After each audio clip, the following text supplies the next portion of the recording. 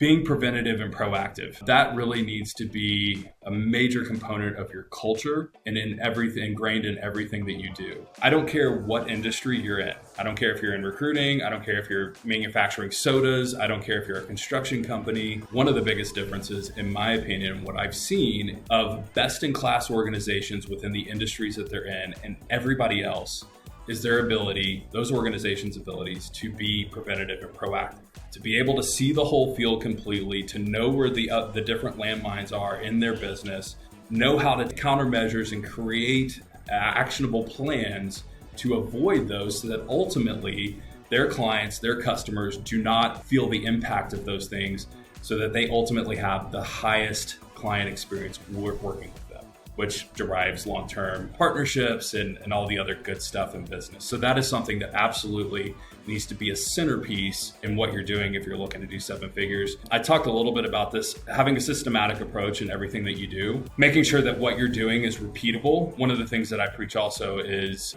obviously being a small business owner, we all want the profits. That's what we're in this thing for. But truly, in my opinion, what you should covet is long-term sustainable profits, not these massive volatility swings where it's feast or famine. And so the way that you can deliver that sustainability, that consistent billing month in and month out, is through having a systematic, repeatable approach in every aspect of what you do. And so that's something that's super, super important. Using data to drive the decisions that you make, obviously very important as well. And then finally, I think staying ahead of the learning curve. This business is constantly changing. It just is. I mean, what is true in today's market that were not true 3 months ago, a quarter ago, 6 months ago, a year ago. And so if you're not constantly consuming information, testing, networking, figuring out what works, what doesn't, paying attention to leading indicators, not only in your own business, but in the industry itself, within the economy, it's gonna inject some volatility into your business and likely prevent you from hitting those seven figures as well.